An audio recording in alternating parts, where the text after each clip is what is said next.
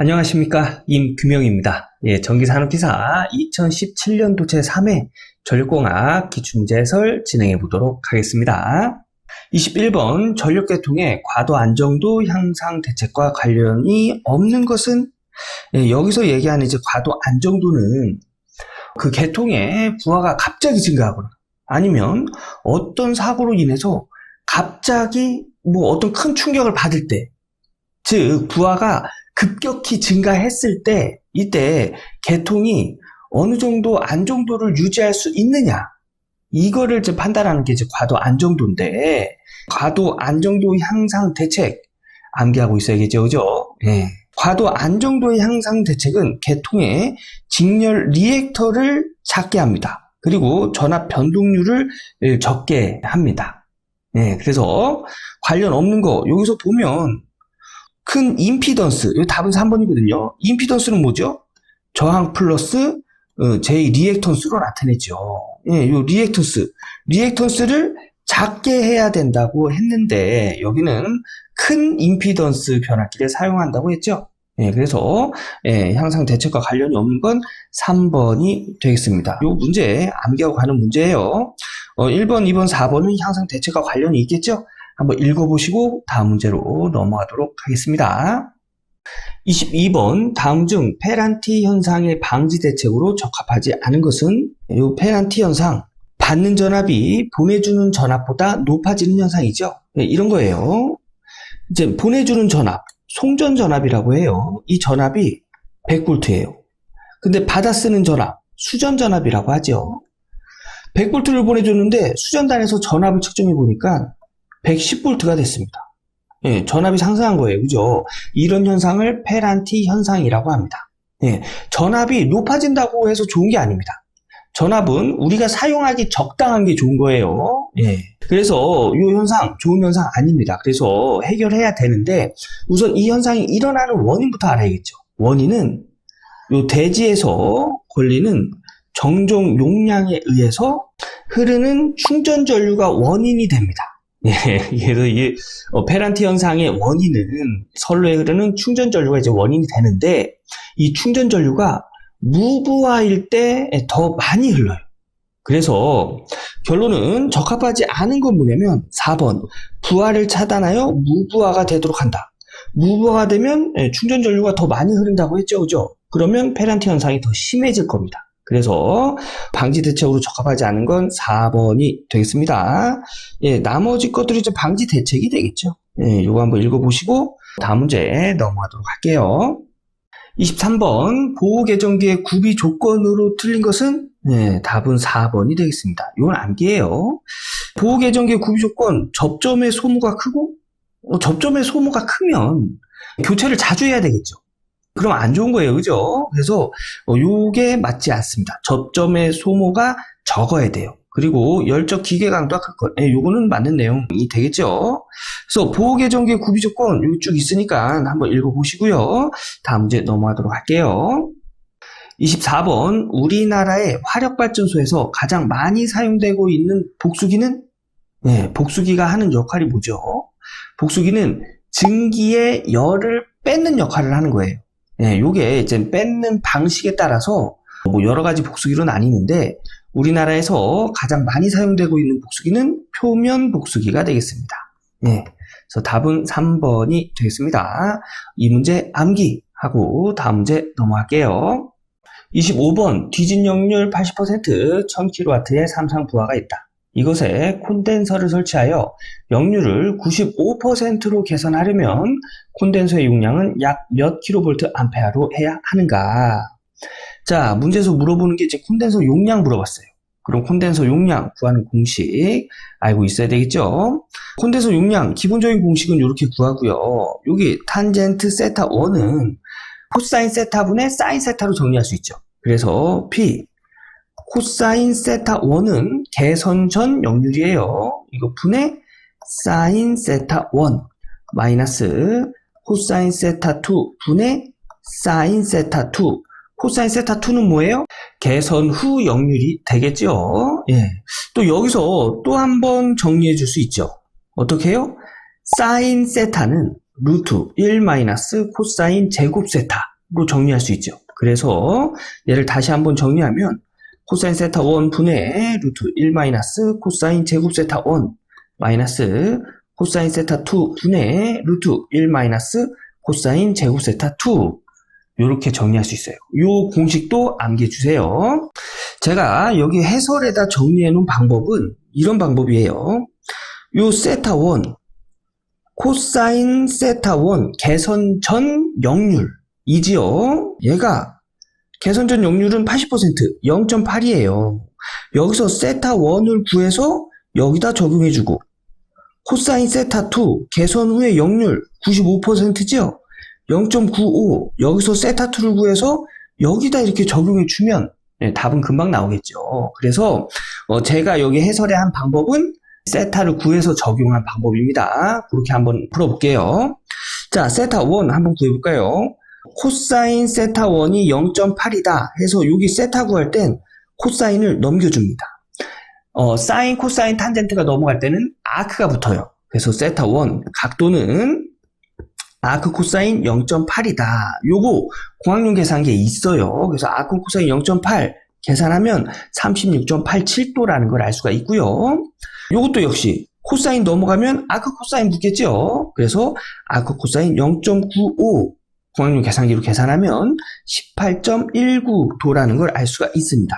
예, 요거 세타는 각도이기 때문에 이렇게 표현한 겁니다. 각도 구한 거예요, 각도. 그래서 문제에서 주는 유효전력 1000kW 적용하고 탄젠트 세타 1 36.87도 마이너스 탄젠트 세타 2 18.19도 이렇게 적용해서 공학용 계산기 차례차례 입력하면 답은 421.41kVA다. 약 420kVA다 라고 정리할 수 있겠죠. 그래서 답은 2번이 되겠습니다.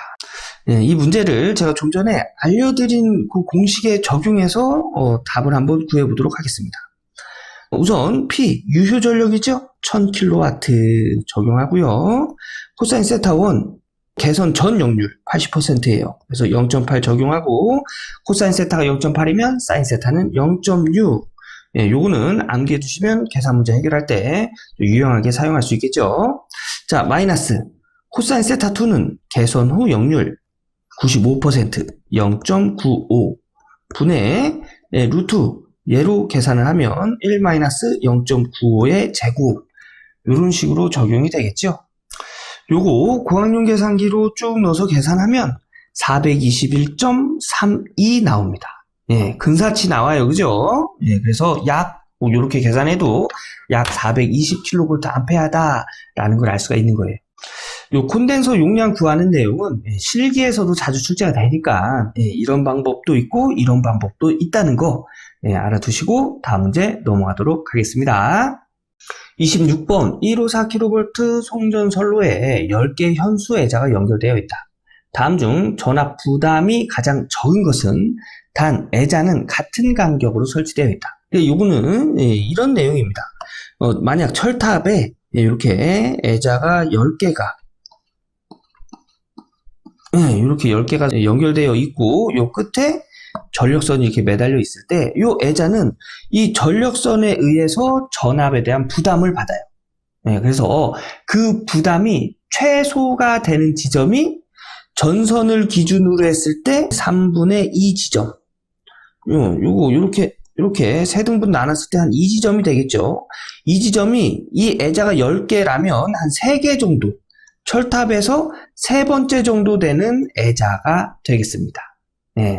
만약에 전선으로 하면은 한 7번째 정도 되겠죠. 그죠? 그래서 그 부분이 전압 부담이 가장 적다. 여기 해설을 보면 최대가 되는 점은 아무래도 전압 부담이 최대가 되는 점은 전선에서 제일 가까운 애자가 되겠죠. 철탑으로 기준으로 하면 철탑에서 가장 먼 애자가 될 거예요. 요게 이제 전압 부담이 가장 큰 거고요. 최소가 되는 건 전선에서 3분의 2 지점. 철탑으로 기준으로 하면 3분의 1 지점이 되겠죠. 그래서 요 해설은 이제 그런 내용이라는 거, 요 문제 자주 출제되는 내용이니까 요거 알아두시고 다음 문제 넘어가도록 할게요. 27번 교류 송전에서는 송전 거리가 멀어질수록 동일 전압에서의 송전 가능 전력이 적어진다. 그 이유로 가장 알맞는 것은 이것도 암기하는 문제가 되겠습니다.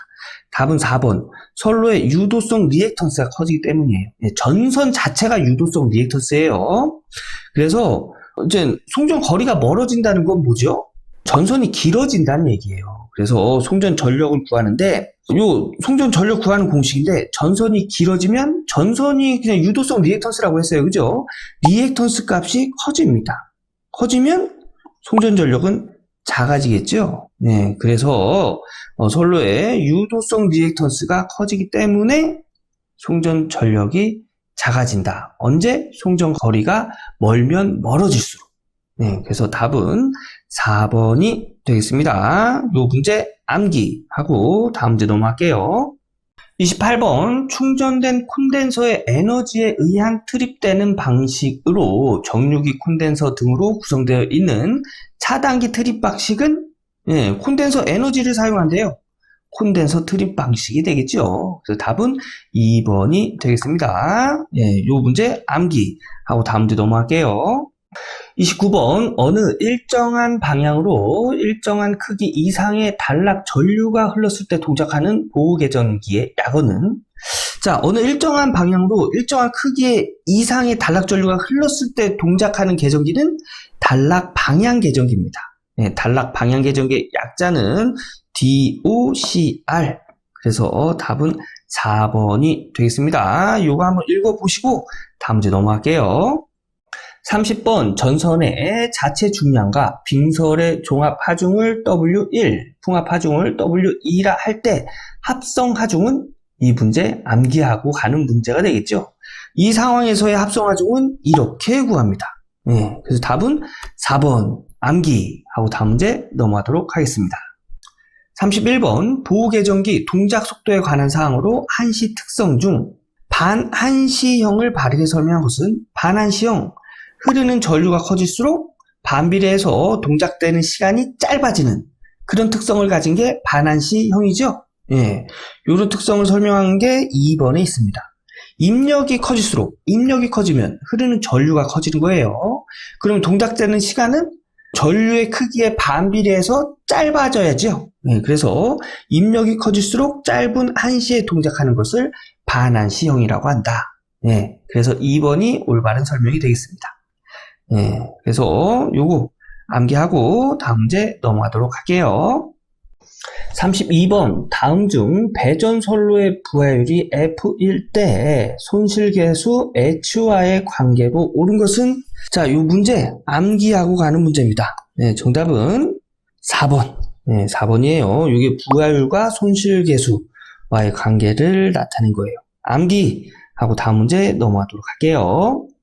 33번 송전선에 낙뢰가 가해져서 애자에 선락이 생기면 아크가 생겨 애자가 손상되는데 이것을 방지하기 위하여 사용하는 것은 즉 애자를 보호하는 데 사용하는 것을 찾아라. 이런 얘기죠. 답은 2번 아킹혼이 되겠습니다. 아킹혼 또는 소호각 이렇게 부르죠. 소호각. 그리고 또 뭐 있죠? 애자를 보호하는 장치 아킹링 또는 소호환이라고 부르죠. 요것들이 애자를 보호하는 장치다. 요것도 기출문제에 있으니까 요것도 암기해 주시고요. 다음 문제 넘어가도록 하겠습니다. 34번 154kV 3상 1회선 송전선로의 1선의 리액턴스가 15옴 전류가 200A일 때 퍼센트 리액턴스는 퍼센트 리액턴스 물어봤네요. 퍼센트 리액턴스 구하는 공식은 이래요. 10V 제곱분의 PX. 이제 얘가 리액턴스가 되고, 얘가 이제 용량, 전력 용량이 되고, 얘가 전압이 되겠죠. 그런데 이 공식에서 이 공식만 조금 특별한 게 있어요. 뭐냐면, 여기에 적용하는 전력 용량 단위는 뭐냐면, 킬로볼트 암페어고요. 여기에 적용하는 전압은 킬로볼트의 전압입니다. 우리 보통 공식에다 적용을 할 때 기본 단위, 뭐 볼트, 암페어, 뭐 볼트 암페어, 뭐 와트 이런 것들 기본 단위 적용하잖아요. 그런데 이 공식만 전력 용량에는 킬로볼트 암페어, 전압에는 킬로볼트를 적용한다는 거. 자, 그러면 우선 킬로볼트 암페어, 전력 용량은 주지 않았네요. 우리 킬로볼트 암페어 한번 구해볼까요? 전력 용량은 루트 3 VI로 구할 수가 있어요. 그래서 여기에 이제 문제에서 주는 단서를 적용해 보면 루트 3 곱하기 154 킬로볼트, 154 킬로볼트 곱하기 전류 200A, 요거 계산하면 53,347.16 킬로볼트에다 암페어 곱한 거니까 킬로볼트 암페어 단위가 되는 거예요. 그래서 얘를 여기다 이렇게 적용하면 되겠죠. 전압은 킬로볼트 단위라고 했어요. 그래서 154 킬로볼트 여기다 그냥 적용하면 되겠네요. 그리고 리액턴스는 문제에서 10옴 줬습니다. 그래서 퍼센트 리액턴스는 53,347.16 곱하기 리액턴스 10옴 나누기 10 곱하기 전압 154 킬로볼트, 154의 제곱 하면 이때 퍼센트 리액턴스는 2.25%다 라는 걸 알 수가 있는 겁니다. 그래서 답은 2번이 되겠습니다. 요 퍼센트 리액턴스 구하는 공식 요거 암기해 주셔야 되고요. 퍼센트 임피던스 구하는 공식도 이것과 같아요. 퍼센트 임피던스는 10V 제곱분의 P 곱하기 이때는 리액턴스가 아니고 임피던스가 적용이 됩니다. 이것도 똑같이 얘 단위는 킬로볼트 암페어고 얘 단위는 킬로볼트를 적용해 줘야 된다는 거. 요거 두 가지 공식 암기하고 다음 문제 넘어갈게요. 35번 우리나라에서 현재 가장 많이 사용되고 있는 배전 방식은 3상 4선식입니다. 암기 다음 문제 보겠습니다. 36번 조상 설비가 아닌 것은 조상 설비는 뭐냐면 위상을 조절하는 장치예요. 위상을 조절하는 장치. 근데 여기 보면 변압기 있죠? 변압기는 뭐 하는 거죠? 변압기는 전압을 변성해주는 장치예요. 그래서 변압기, 단권 변압기는 조상 설비와 관계가 없습니다. 그래서 답은 1번이 되겠습니다. 자, 다음 문제 보겠습니다. 37번 단거리 송전선의 4단자 정수 A, B, C, D 중 그 값이 0인 건 이 문제도 암기하고 가는 문제예요. 4단자 송전선에서는 4단자 정수 중 C값, 어드미턴스를 나타내는 C값이 0값을 갖습니다. 암기하고 다음 문제 보겠습니다. 38번 전원 측과 송전선로의 합성 퍼센트 임피던스가 10MVA 기준으로 1%의 지점에 변전 설비를 시설하고자 한다. 이 변전소에 전격 용량 6MVA의 변압기를 설치할 때 변압기 2차 측의 단락 용량은 몇 MVA인가? 단 변압기의 퍼센트 임피던스는 6.9%이다. 자, 문제에서 물어보는 게 변압기 2차 측의 단락 용량을 물어봤어요. 그러면 단락 용량 구하는 공식 퍼센트 임피던스분의 100 곱하기 기준 용량, 기준 용량이에요. 기준 용량으로 구할 수 있는데, 자, 요 문제 내용을 그림으로 그려보면 이렇습니다. 자, 우선 선로의 합성 퍼센트 임피던스 1% 줬죠. 어떤 걸 기준으로? 10MVA 기준으로 1%입니다. 근데 여기에 또 변압기를 설치를 했어요. 변압기 용량 뭐죠? 6MVA. 6MVA고 6MVA 기준으로 6.9%가 이제 퍼센트 임피던스가 되는 거예요. 그럼 여기서 이 공식에서 퍼센트 임피던스는 사고가 발생된 지점에서 전원 쪽으로의 합성 퍼센트 임피던스가 적용돼야 되거든요. 그런데 여기 퍼센트 임피던스, 그럼 요거 직렬이니까 1%, 6.9% 더해주면 되겠네요. 이렇게 더해주면 틀립니다. 왜냐? 요 1%는 10MVA 기준으로 계산된 퍼센트 임피던스고요. 여기 6.9%는 변압기 용량 6MVA 기준으로 계산된 퍼센트 임피던스입니다. 그래서 서로 합성이 안 돼요. 합성이 되려면 기준을 맞춰줘야 돼요. 그래서 우선 얘를 변압기 임피던스를 요 기준으로 맞춰서 다시 환산해 볼게요. 환산하는 방식은 이렇습니다. 자기 용량 분의 기준 용량 곱하기 자기 퍼센트 임피던스. 그래서 변압기의 자기 용량 6% 분의 기준 용량. 우리가 기준 10MVA 기준으로 한다고 했죠. 10MVA 곱하기 자기 퍼센트 임피던스 6.9% 하면 이 변압기의 퍼센트 임피던스가 10메가볼트 암페어로 기준으로 했을 때의 퍼센트 임피던스가 11.5%다 라고 알 수가 있는 거예요. 자, 이젠 이것과 기준이 같게 계산이 됐기 때문에 서로 더할 수가 있는 거예요. 네. 그래서 1%와 11.5%가 더해주면 12.5%가 되겠죠. 네. 그래서 여기 단락 용량 구하는 공식에 12.5% 적용하고요. 이게 기준 용량이라고 했어요. 우리 어떤 기준으로 퍼센트 임피던스 계산했죠? 10메가볼트 암페어 기준으로 퍼센트 임피던스 계산했죠. 그래서 얘가 이쪽으로 적용됩니다. 그래서 12.5분의 100 곱하기 10메가볼트 암페어 적용하면 이때 단락 용량은 80메가볼트 암페어다 라는 걸 알 수가 있습니다. 얘가 단위가 메가볼트가 되는 이유는 뭐냐면 여기 용량이 메가볼트 암페어이기 때문에 얘 단위도 메가볼트 암페어가 되는 거예요. 그래서 답은 1번이 되겠습니다. 예, 요 내용도 이제 실기에서 자주 나오는 내용이니까 요거 공부하실 때 요거 암기해 두시고 이렇게 쭉 정리 한번 해보신 후에 다음 문제 넘어가도록 할게요. 39번 그림과 같은 단상 2선식 배선에서 인입구 A점의 전압이 220V라면 C점의 전압은 단 저항값은 1선의 값이며 AB가는 0.05오hm, BC가는 0.15입니다. 자, 문제에서 물어보는 게 여기 C지점의 전압을 물어봤습니다. 그리고 A지점은 220V래요. 그러면 여기 A지점에서 여기서 발생되는 전압 강화를 빼주고, 그러니까 여기 걸리는 전압을 이야기하는 거예요. 여기 걸리는 전압을 빼주고, 그 다음에 여기 걸리는 전압을 또 빼주면 C에 걸리는 전압을 알 수가 있겠죠. 예, 요게 단상 2선식이랍니다. 그래서 여기 걸리는 전압을 우린 전압 강화라고 해요. 이게 무슨 뜻이냐면, 자, 우리 보내주는 전압이 110V예요.